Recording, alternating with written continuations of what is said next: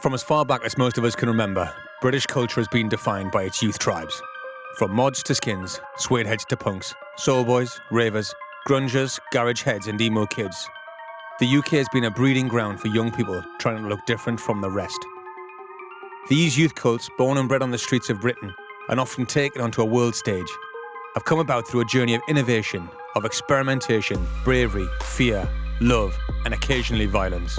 We're going to tell the story of that journey, of how through clothes and music, ordinary kids from Camden, Birmingham and Barry helped Britain change the fashion habits of entire generations and develop the UK into the cradle of youth culture it is today.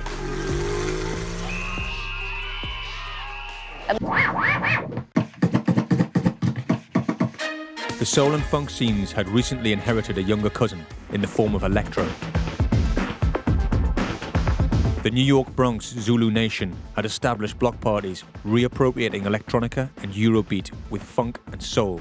The local kids began to dance in a way that truly hadn't been seen before. A lot of people think that if you're from New York and you're from the Bronx that you know good. But we're from the Bronx and we out here to show everybody that we're good.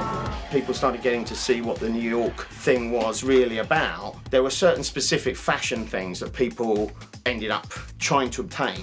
These were a thing that came out in the 80s. They were called Adidas Ewings. So, if someone was wearing these, you knew they'd been to New York.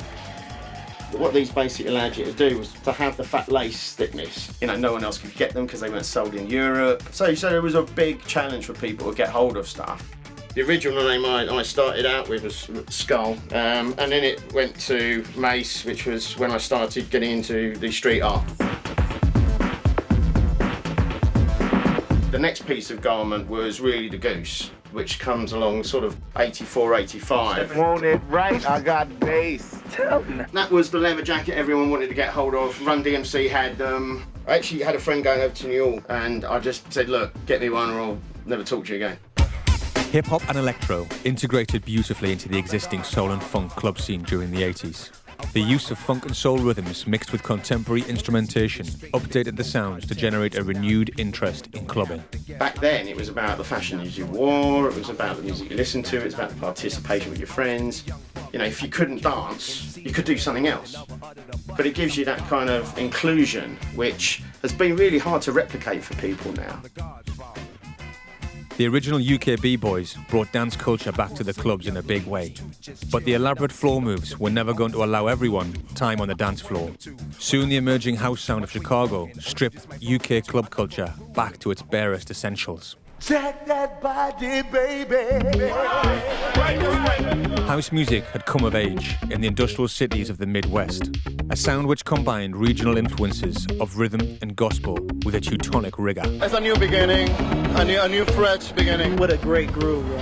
This was soul music for the Reagan era, electronic soul. I would say tonight is a brand new beginning for house music. How hot is house music now? On a scale of 1 to 10, It's 12. But its ubiquity didn't happen overnight. It had come from the underground in America.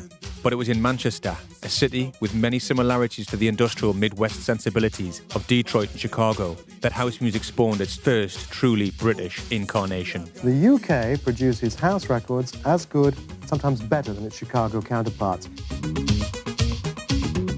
I used to just train in my bedroom and I remember rearing out the carpet through dancing, just dancing. The dance crews of the soul and funk scene began to shift their focus to the bass and groove of the new house sounds. Moss Side's Foot Patrol were at the forefront. Anyway, now young people in the Northwest are collectively swiveling their hips in a most unusual way to some highly intoxicating music. Mastermind Roadshow.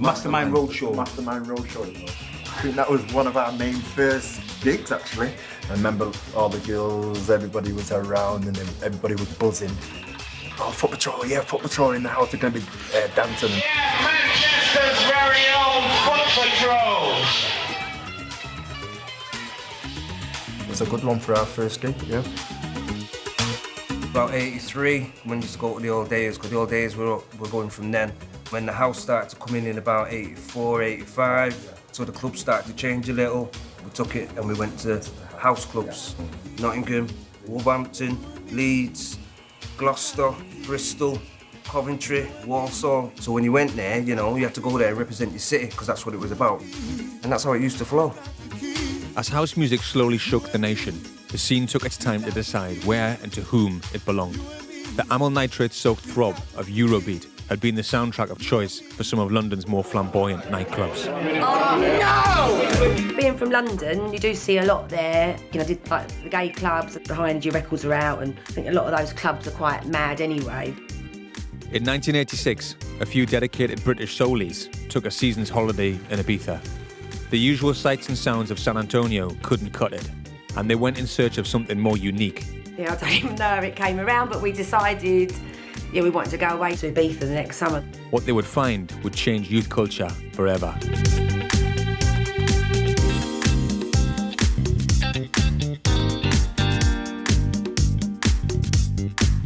There was 4 of us. We just saved up all through the winter, rented a flat for 4 months, and we were all living in San Antonio. But Amnesia was where we went every night. I would never miss it. And that's where I heard the music. Yeah, in 87, in Amnesia, obviously like music all night, there was quite a big section that was really housey. Just like, it's magical the way they did the music in there. You can't even, it's really hard to describe. It's like a complete journey, which is priceless, really. The next year, when like the look really, really developed, because we'd all been hanging out for a while together, and everyone started taking tons of ecstasy. The British guys, they were wearing Chevignon, like dungarees, classics, Nouveau and Chippy and stuff, but I remember the Chevignon stuff loads. I mean, you always share clothes with your friends anyway, but I think at that point, you know, everyone started giving each other all their clothes and swapping, and that's where maybe the look sort of came from. They discovered the sun-kissed euphoric parties held by DJ Alfredo at Club Amnesia, finding an exotic mix of European debutantes and dilettantes, rubbing shoulders with fashion models, transvestites and ex-football casuals. No responsibilities, just out every night. But it inspired so many people. So many clubs came from that in the early days, but I think it still inspires people now. With the help of DJ Paul Oakenfold, they brought back the spirit of Club Amnesia to an unlikely location in South London. After Ibiza in 87, when we went back to London, we were all hanging out. We were like having house parties and stuff.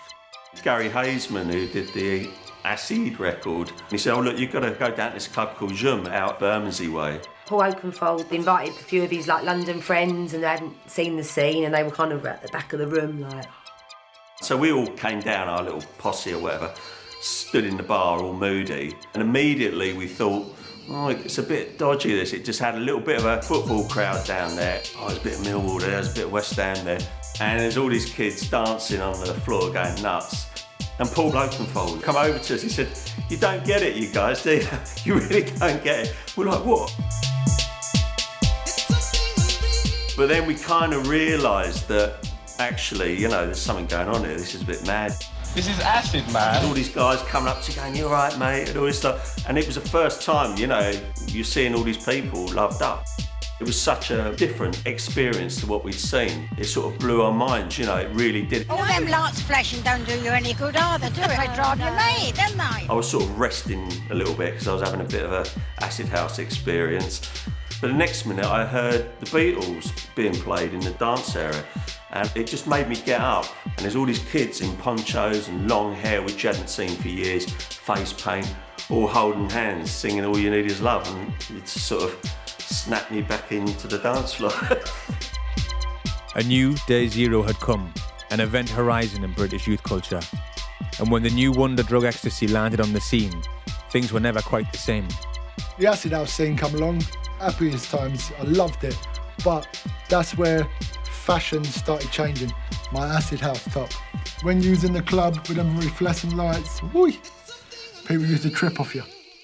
When actually it wasn't anything like that really at the beginning. It was very dour, it was very drab. Spectrum, 88, check this out, can you feel it? Loose baggy t-shirts, pair of old Converse, Lee dungarees. which had been a really big soul boy kind of staple in the mid to late 70s. The massive difference was you don't have to do your fucking boots up anymore and never wore a pair of boots again. Doing 14-old boots up for 10 years, every time you want to go somewhere, is a fucking pain in the arse. And then that all changed. Then it was like, I'm wearing something comfortable, no labels on it. And that was indicative of a lot of society, not just your clothes. You were so defined by your clothes, and that would be the same for the Kevs and the Soul Boys. It was as if the entirety of British youth was somehow loosening up. The style had once again shifted to accommodate the dance. It doesn't matter what you wear. Acid is just like we just like this, right? We don't wear bright colours, you know what I mean? To us, acid is just a way of life, you know what I mean? It's just a rave, man.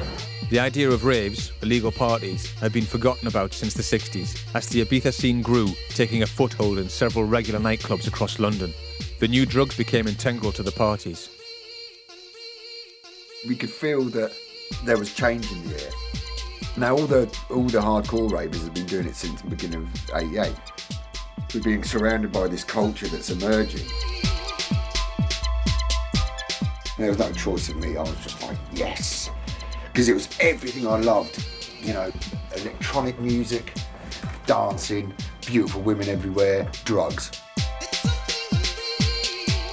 House music took hold very fast. The youth of Britain rediscovered an alternative existence in creating their own scene, their own party. Post-war England, you get this set of conditions that are fairly unique, and they create this very particular phenomenon that, if you look at it, I think only really lasts 40 years. It's not that long. These things they evolve and then they dissipate. It's natural laws of entropy. Printed shirts, very fashionable at the time, peg pants and the essential plastic belt, the winkle pickers and the wraparound shades. This is the soul boy look.